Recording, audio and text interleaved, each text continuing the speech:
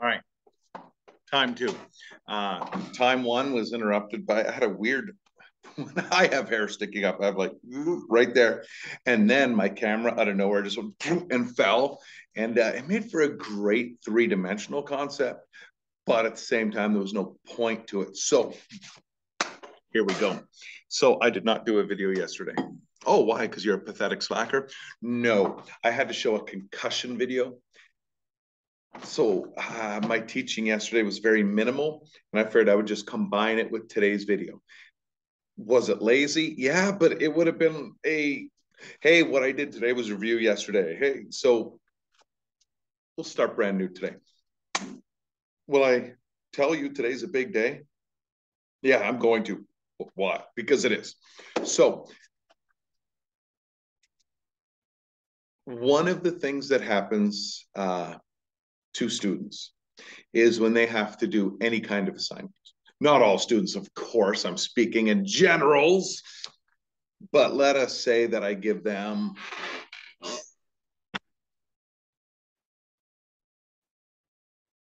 apparently a student roster report. Don't want that. All right, so I give them this to read. One of the things they will do is their facial expression will now do this. So on the board, I have to learn, don't poo face. We have, and so today I was probably the only teacher in America who had a picture of poo in a toilet on my projector today, blasting to the room. Do I take pride in the fact that I was the only teacher who had that? The answer is yes. I did. So why did I have such a disgusting penalty? Because I needed the students to go, why? Because we have a biological when it comes to poo. We don't want poo on our shoes. We don't want it on us. If you go to the bathroom during class and you come back and you're covered in it, no one's going to be like, oh, hey, that's awesome. Hey, can I? No, because biologically, poo isn't the safest thing. I mean, you go to the toilet. I apologize for the disgustingness of this conversation, but you take a bite of it, you're probably going to end up pretty sick pretty quick. You could do it a couple times. Yeah. But repeated events, yeah, there's a reason we don't use it as fertilizer. So we have a biological when it comes to it. So if we have the same facial expression about reading an article that we have about poo, our brain is going to say, whoa, what's wrong with this reading? So what's that going to do? Here we go. So it's 8:30 at night, and you have this assignment for tomorrow. You got to read this. And by the way, for some of my students, it is due tomorrow. We're doing a funky block, so some of them it's due the next day. Regardless, it's due tomorrow for some. And it's 8:30 at night, and you're like, all right, I got to do this. And you're poo facing, you're all negative. Here's what's going to happen.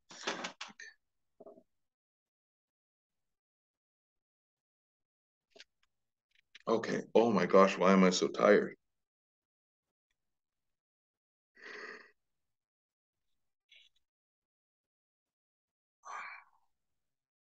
By the way, I'll argue I'm doing a really good job in my eyes right now.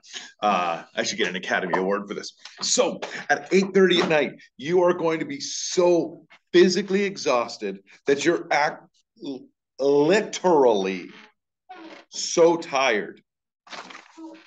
You don't know how you could do this. So I'm going to do this in the morning. I am so tired, right? It's 8:32 and I can't even stay awake. Why is this happening? Oh my gosh. All right. Oh my God, I got to go to bed in a minute. All right.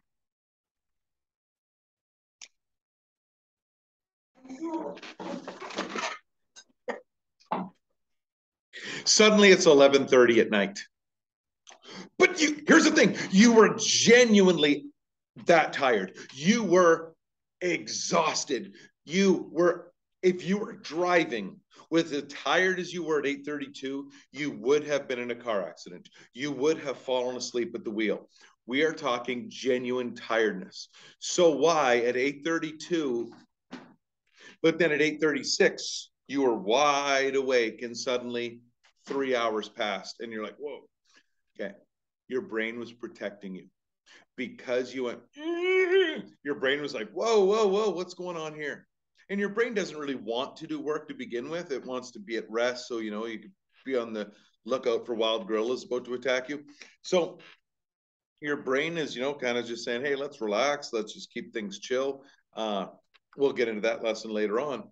But once the threat of this was removed, your brain was like, oh, cool. We're just relaxing, having a good time. We're fine. Now your brain wants to be lazy. But when you poo face, for some people, it exaggerates things. And oh, great. Now I really am yawning. Ugh. See, acting. It's a rolling. A good thing. The world is coffee.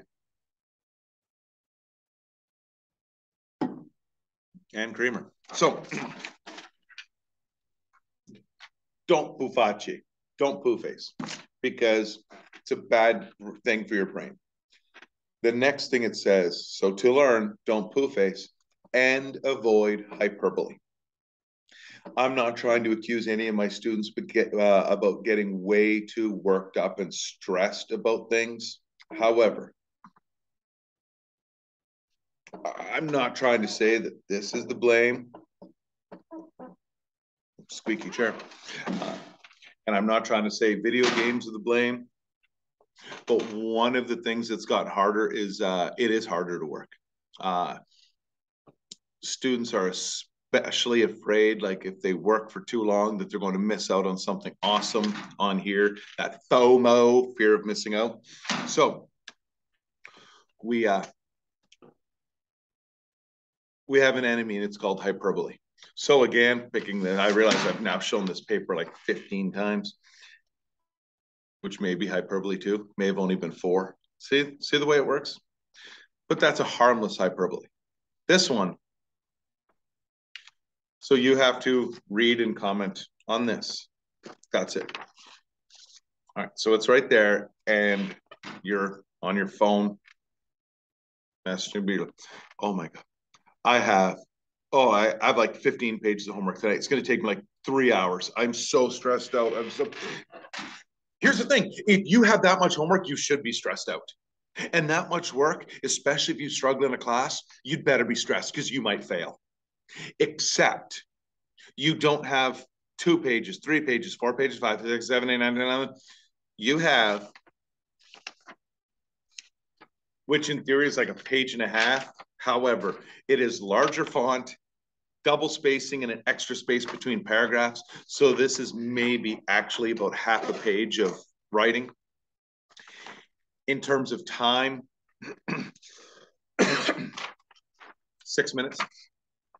So you have 6 minutes of homework. You set up a 10-minute timer. So pulling up this timer, set it for 10 minutes, 9 minutes, 58 seconds. Start. 9:57, 9:56. All right. Don't poo face. Okay.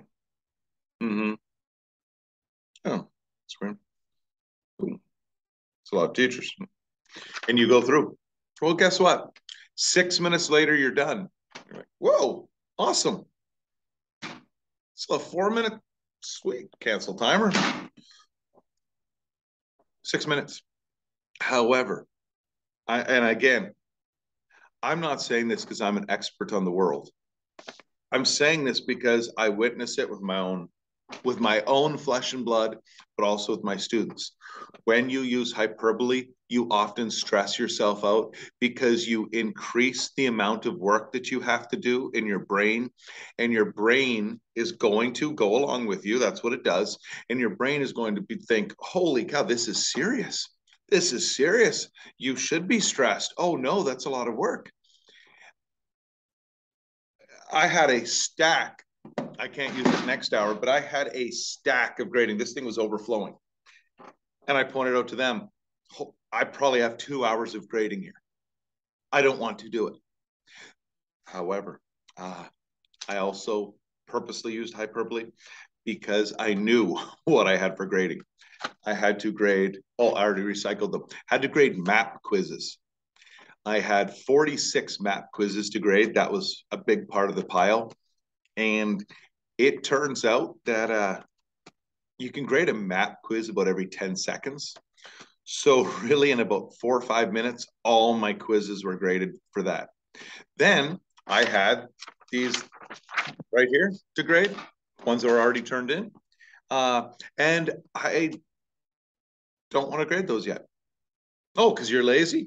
No, because the majority of them haven't come in, and I would rather not jump back and forth between classes to grade them since every class does them. So after the majority of them are turned in, I will organize them by class and quickly grade them that way because it'll be easier. Well, yes, I could say you'd get this one done. It'll actually take longer to go through this and grade them and then grade another pile later. So here's my grading pile now. And then I got to put those back in it, but I have maybe 15, 20 of them there. No problem. Don't pooface.